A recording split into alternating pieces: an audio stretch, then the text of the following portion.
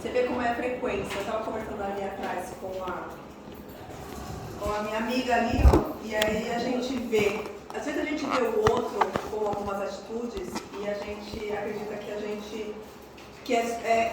aquilo se caracteriza do outro e não da gente.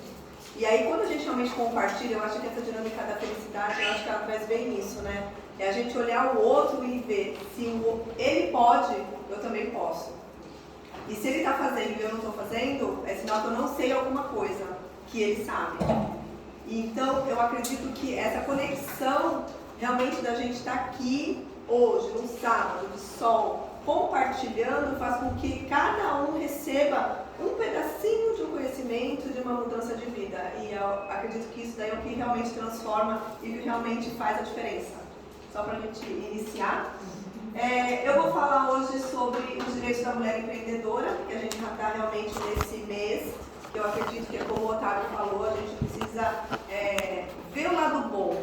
Eu participei de algumas palestras esse mês e aí teve várias pessoas assim, que falaram, nossa, se a gente for olhar, tem tanta coisa que ainda precisa mudar. Mas eu ainda acredito que a gente tem que buscar o que a gente pode fazer para contribuir. E hoje eu acredito que a gente consiga enumerar muitos acontecimentos favoráveis de crescimento que a gente como mulher teve em todo o nosso âmbito, não só pessoal como profissional também. Eu vou contar um pouquinho para vocês de mim. Eu advogo há quase 15 anos, amo direito, demorei muito para começar o direito porque é uma faculdade muito cara e na época a gente tem toda uma história, uma bagagem e eu quero contribuir com isso para mostrar que quando a gente realmente tem um sonho, vale a pena a gente lutar por ele e ter essa sensação de estou aqui realizando o que realmente eu amo e que eu desejo fazer o resto da minha vida, né? Sou especialista em Direito do Trabalho, sou especialista em Direito de Família e Sucessões e nessa época, até estudei com a Simone, que eu encontrei aqui, a gente fez essa especialização com docência. Então, desde lá de trás, eu já venho nesse preparo de querer dar aula, de querer palestrar e não tinha coragem de encarar isso. Isso já faz muitos anos, acho que foi em 2014, 2013. Né? A gente começou em 2013, foi até 2015, então você vê como assim, não é às vezes o que a gente tem para contribuir, é a gente acreditar que a gente realmente pode contribuir de várias formas. Eu achava que eu podia contribuir só no processo, hoje eu vejo que eu consigo contribuir numa conversa, num bate-papo, que é o que eu vim fazer com vocês hoje. Sou mestre em saúde coletiva pela Unisantos, o meu trabalho lá foi estudar direitos humanos, porque eu realmente acredito que a vida é além do direito em si, ele é realmente dentro dos princípios, e quando eu hoje estou numa transformação de advogada para empresária, porque hoje eu sou uma empresária da área do direito, a gente vem realmente entender que o meu papel aqui não é só dar o direito ou buscar o direito do meu cliente. Eu venho hoje com um pensamento e uma forma de trazer o quê? Uma tranquilidade e uma alegria para o cliente. Porque quando a gente entende que o processo ele pode ser favorável ou não, muitas vezes o advogado ele tem que entender o que realmente o cliente quer. Porque nem sempre ele quer uma questão financeira, às vezes ele quer uma reparação mais emocional, mais sentimental do que efetivamente um dinheiro em si. E eu acredito que o diferencial do advogado é exatamente esse. Não montar uma história para que crie-se um direito inexistente, e sim que o advogado realmente sinta como ele pode estar contribuindo com aquele cliente, buscando o direito como um meio de obter esse êxito. Participo do grupo de estudos de Direito de Família e Sucessões, do Instituto Brasileiro de Direito de Família, do núcleo aqui de Santos. Ali a gente realmente contribui estudando e escrevendo. A gente está escrevendo agora um livro, a gente está na fase final, onde a gente realmente busca essa percepção e esse estudo de forma de contribuição com a comunidade, com a sociedade. E participo também do grupo de estudos sobre vulnerabilidade e direitos humanos da Unisantos. Hoje eu vim compartilhar com vocês, já que a gente está nesse movimento dos direitos da mulher, e a gente está trabalhando com essa parte de mulheres empreendedoras, que eu vi que tem bastante aqui, mulheres nessa função, porque a gente, como ser humano, a gente desenvolve várias funções, e uma delas é essa parte da mulher empreendedora, que está cada vez realmente mais forte. Eu vou falar também um pouquinho para vocês do MEI, não sei se todos aqui têm esse conhecimento, eu acredito que sim, e eu percebo muitas dúvidas com relação à forma de se encaixar nesse tipo de benefício, né? Aí eu vou estar trazendo os requisitos, a diferença entre o MEI e a microempresa e os benefícios previdenciários com relação a isso. Eu quero conversar com vocês, mesmo no bate-papo. Se vocês sentirem que vocês querem contribuir, se vocês querem conversar, podem estar interrompendo e a gente vai realmente desenvolvendo.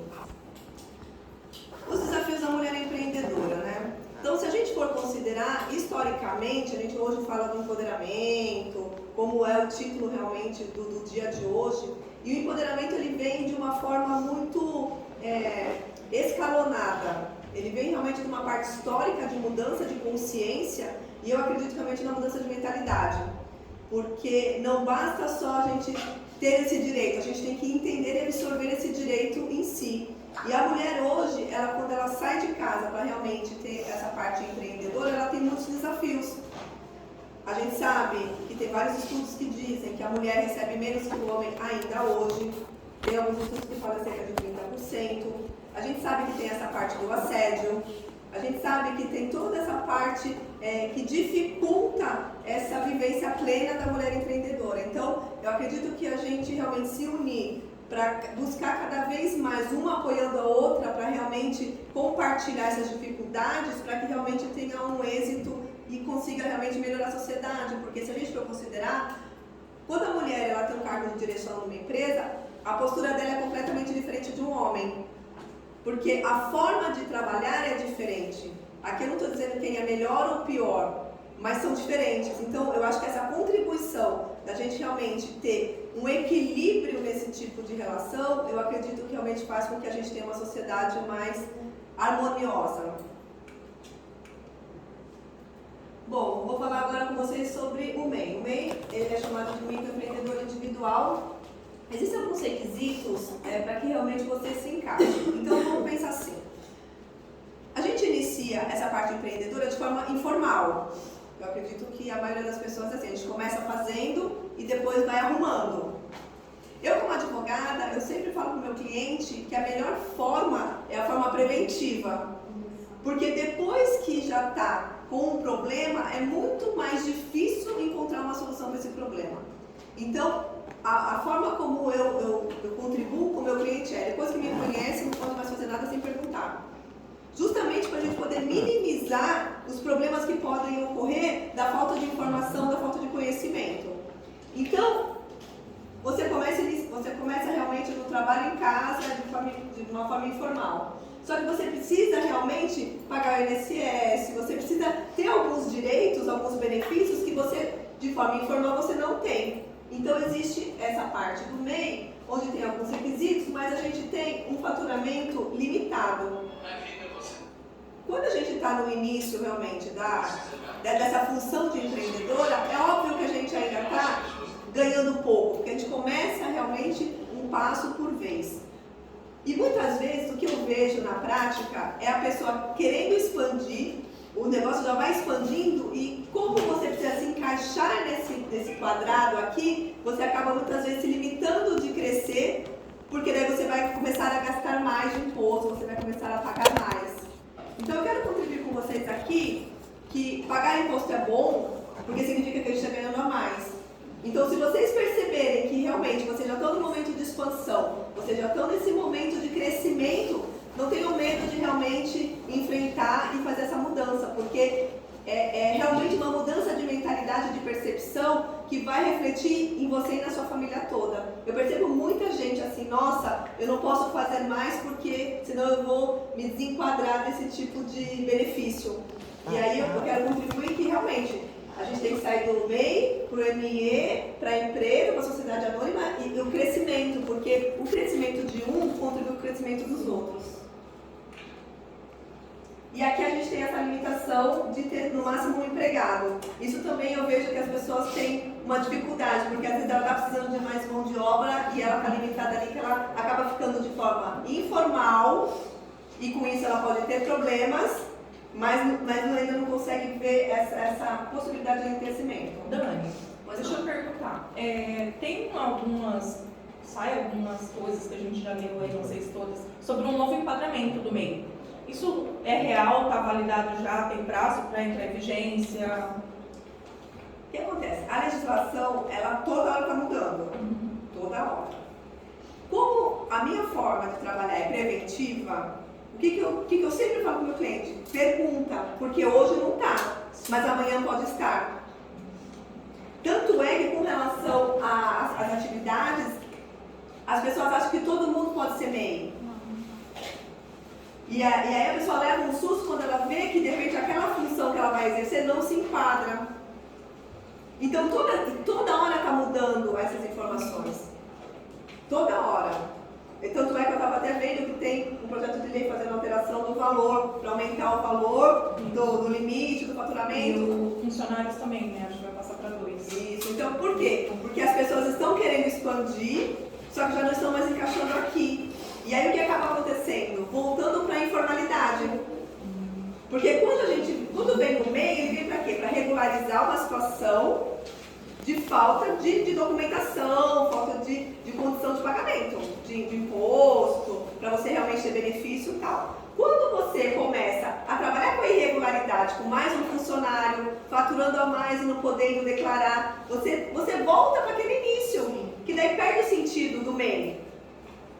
Então eles estão agora tentando essa mudança, para quê? Para continuar tentando encaixar, até porque eles verificaram que muita gente entrou nesse meio, então eles precisam realmente de alguma forma regularizar essa forma irregular que o pessoal está voltando a trabalhar. Então por isso dessa mudança de valor, essa mudança do número de funcionários, por quê? Porque está voltando para antes do meio, entendeu? Então por isso que assim... e você sabe que outra coisa que aconteceu? Eu até conversei com umas empreendedoras da semana passada lá em São Paulo e elas estavam falando com relação a isso, assim, nossa, mas como funciona a emissão de nota? Tem que emitir? Não tem? E aí o que acontece? Eu sempre falo assim, cada um tem que contribuir com o seu melhor. Eu não tenho conhecimento técnico de culinária, por exemplo, eu cozinho mais ou menos. Então não adianta eu querer fazer um jantar, alguma coisa, porque eu não tenho essa especificidade, eu não tenho aquela comida, aquele arroz e feijão gostoso. Cara, eu não faço um arroz e feijão que, nossa, que delícia, eu não faço. Então cada um vai contribuir com o seu melhor. Então quando você tem uma empresa, seja ela pequena, com funcionário, você sozinha, eu presa, não importa. Precisa ter o quê? Quem entende documentação? Advogado e contador. Então, até na hora que a gente estava conversando, estava eu e uma contadora, a gente estava conversando com relação a essa parte do MEI. E aí ela me perguntou com relação à emissão de nota. Só que, por mais que eu tenha estudado técnica e contabilidade há uns anos atrás, hoje eu só faço imposto de renda da parte contábil. Eu não tenho conhecimento da escrituração contábil hoje, eu só faço hoje imposto de renda. Porque eu já faço imposto de renda há 30 anos, porque se a gente contar que eu tenho 48 anos. Só que assim, eu não tenho mais a parte legal da contabilidade em si, da escrituração. E aí ela estava lá. Aí eu falei, tá vendo? Essa parte não é do direito, essa parte é do contador. E aí ela já esclareceu que você não precisa emitir a nota, que não é toda a situação que você precisa, só no caso de empresa. Aprendi. Então assim, toda vez que a gente vai, poxa, será que isso? Pergunta.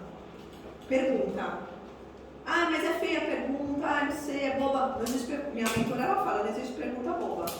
Não, e o Sebrae também, eles estão Muito. Liga no Sebrae. Então, mas quantas pessoas, mas é o que a gente fala, quantas pessoas vão buscar? Tem que perguntar. Porque o que acontece? A gente fica naquela informação, naquela caixinha, eu não sei fazer, então não vou perguntar, porque não sei nem por onde começar. Então, eu acho que esse tipo de conversa que a gente tem, por isso que eu acho que é um bate-papo realmente. Não é uma aula, não é uma palestra, né? É um bate-papo porque você começa a plantar sementinha de permissão. Eu posso perguntar?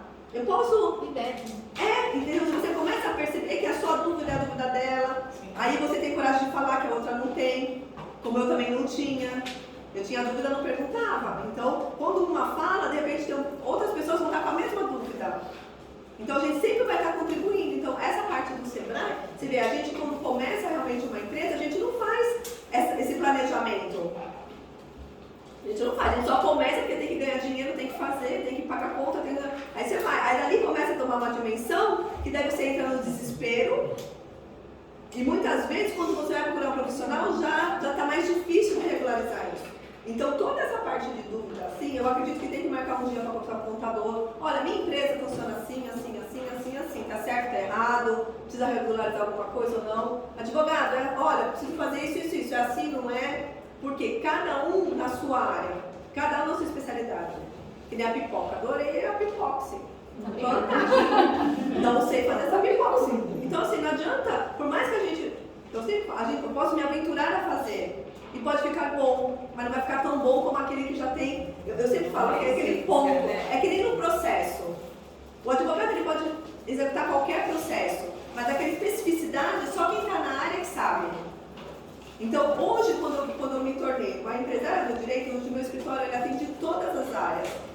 Porque eu tenho profissionais que trabalham comigo de todas as áreas. Então, eu tenho uma noção de todas as áreas, mas eu não sou especialista em todas as áreas. Então a gente consegue conversar de uma forma superficial. Olha, eu tenho direito, eu não tenho, você sabe disso. Agora, aquele ponto que eu falo que é aquele pulo do gato, só quem realmente vai ser o meu parceiro que vai falar, nossa, esse daqui tem essa vírgula aqui, putz, aqui que dá certo. Então, o meu cliente, ele tem a confiança em mim, porque ele já me conhece do meu trabalho, e aí quando eu falo para ele, pode ir ali com a Mari, que é no Siemens, que ele vai falar, putz, vai ser do mesmo jeito que a Daniela ela vai me atender, só que ela vai ter o pulo do gato que a Daniela não vai ter.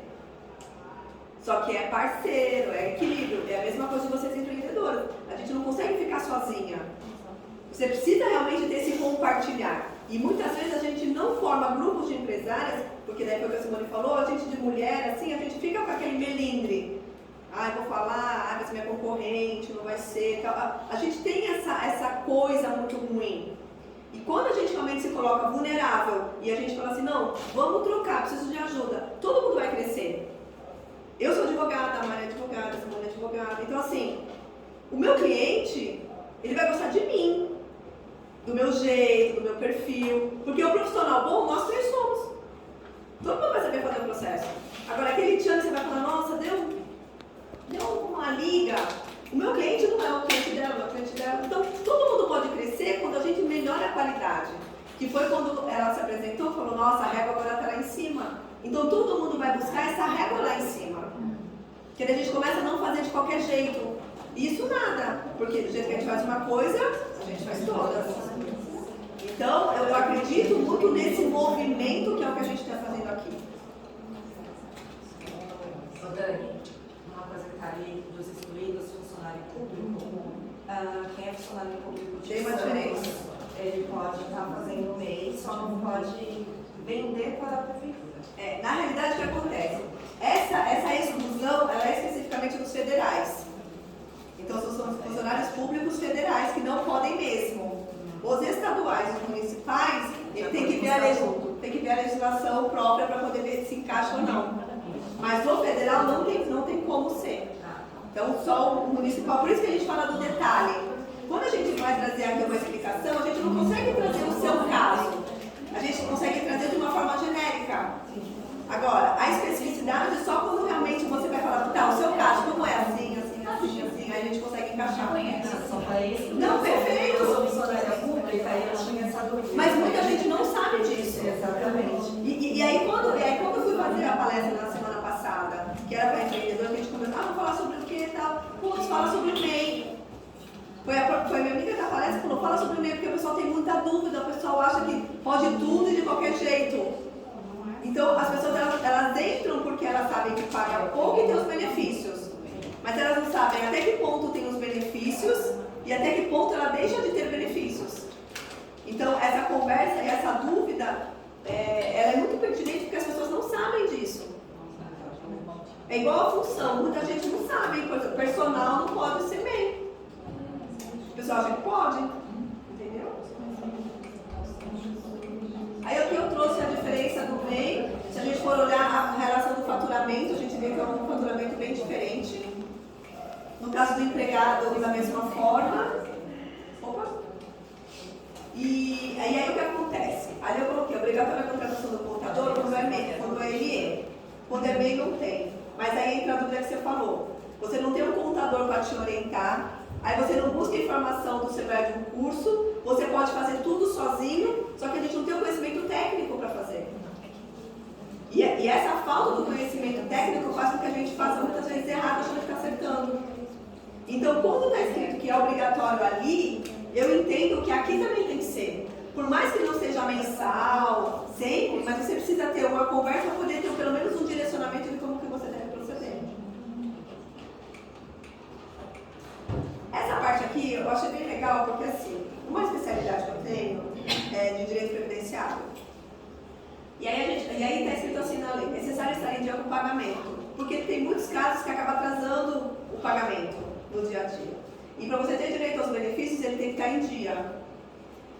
Os benefícios que a pessoa tem direito quando ela é MEI é o auxílio doença, aposentadoria por invalidez, aposentadoria por idade, salário maternidade, auxílio reclusão. Aqui vocês veem que não tem aposentadoria por tempo de contribuição. Lá na frente eu vou estar conversando com vocês. Porque a gente só pensa na aposentadoria, mas você não pensa em que tipo, de que forma, no valor. E aí entra o planejamento previdenciário, que muitas vezes a gente não tem noção, e só quando a gente vai aposentar que a gente vê o problema que tem, já passou muitos anos e fica mais difícil de estar resolvendo. Aqui vocês têm direito ao auxílio doença, que a gente acha que às vezes é só o funcionário que tem. Não sei se vocês têm essa percepção, mas vocês também têm. Aqui só precisa estar realmente demonstrando incapacidade para o trabalho, que é diferente de estar doente. Ter a doença não é estar incapaz para o trabalho. Por isso que muitas vezes as pessoas dão entrada no INSS e é negado o benefício porque, mas eu estou doente, mas você não está incapaz para exercer aquela função. Então, para o INSS tem que ser feita essa verificação. E além de ter que ter recolhido o prazo de 12 meses para poder ter esse direito. Passar pela perícia médica e o valor que recebe é limitado ao salário mínimo. Eu acredito que a maioria das pessoas também devam entender isso, porque como contribui o valor menor, você fica limitado a quanto você vai receber.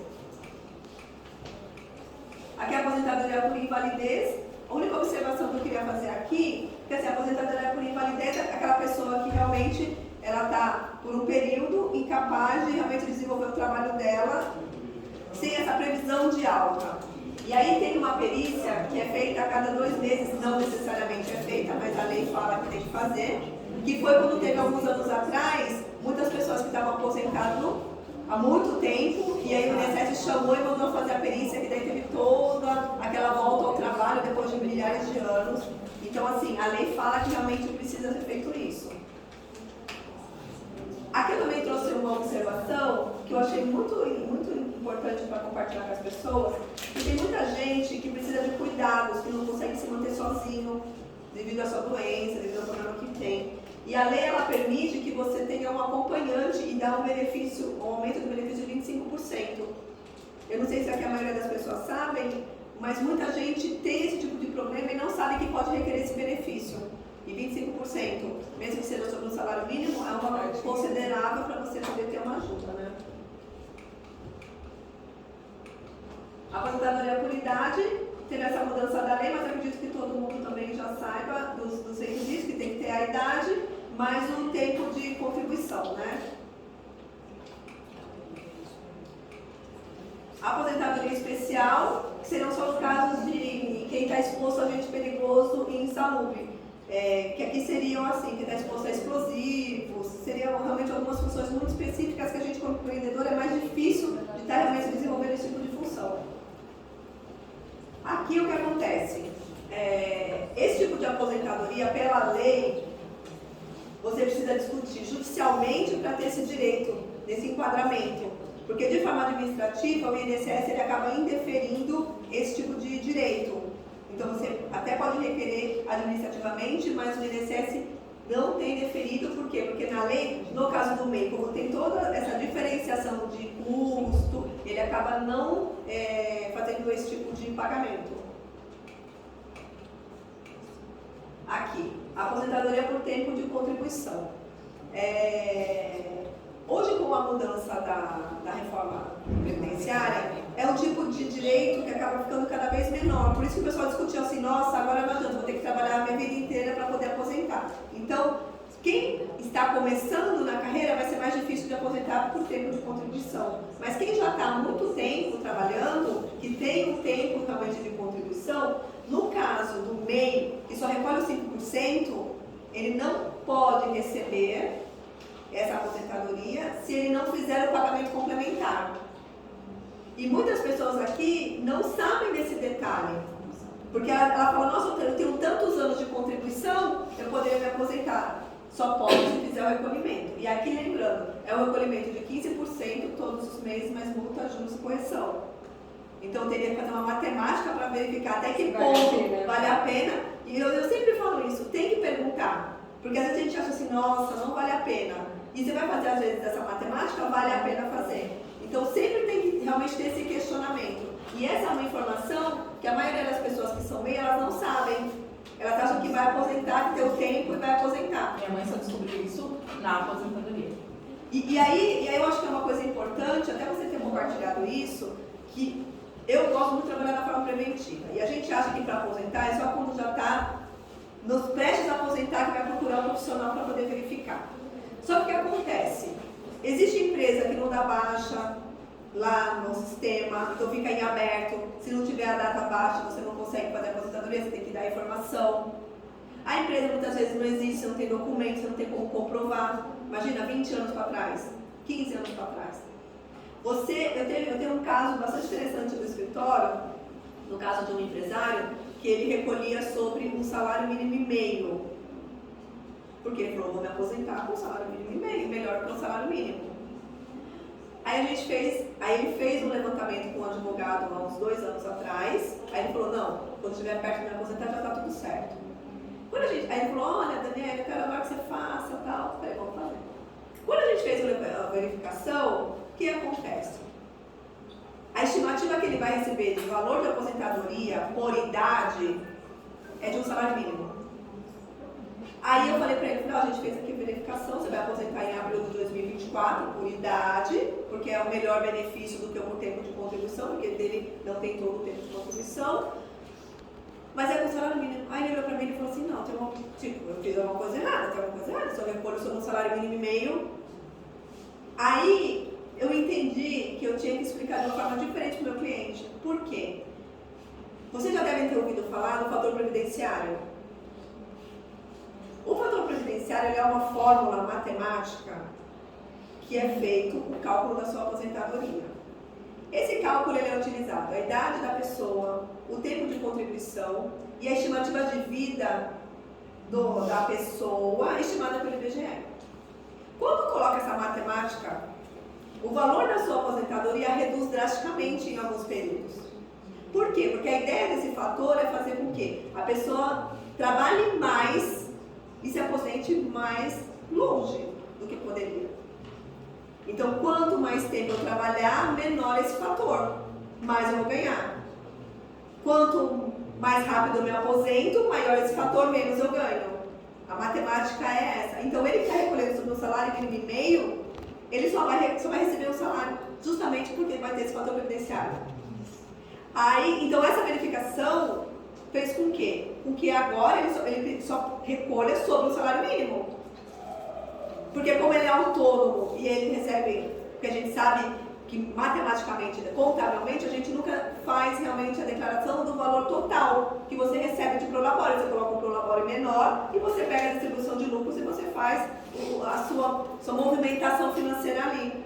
Então, ele vai ter uma redução financeira de quase 30% por mês.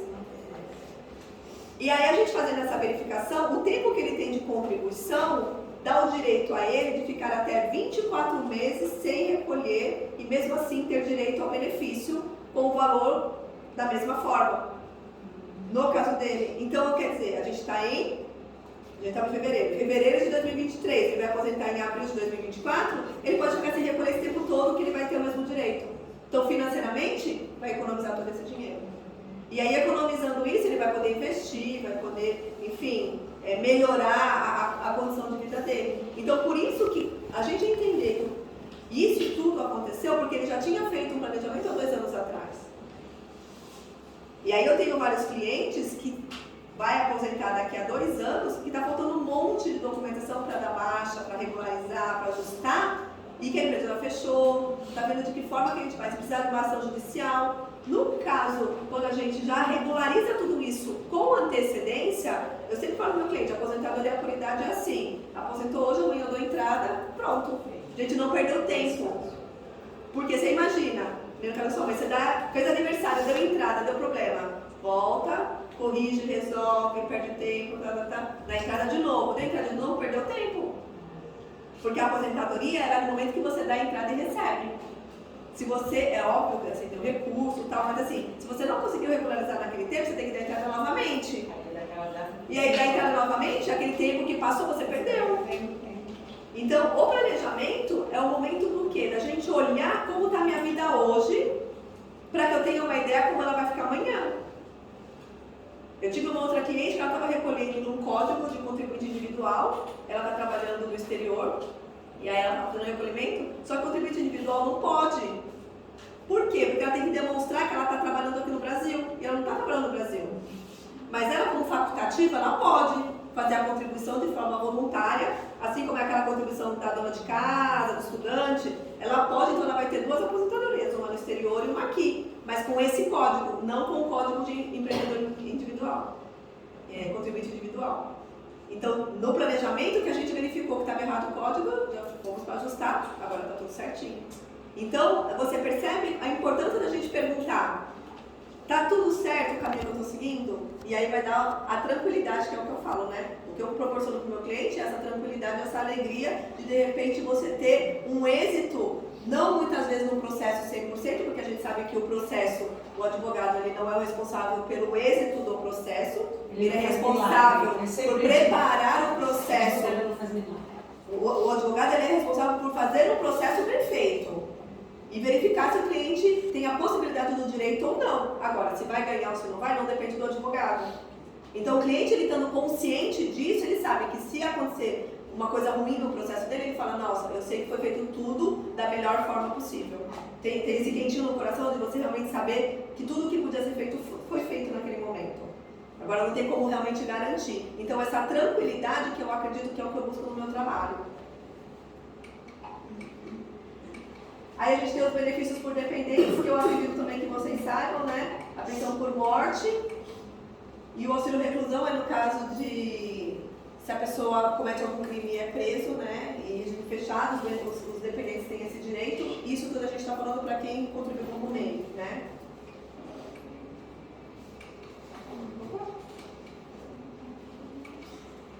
Isso daqui é importante.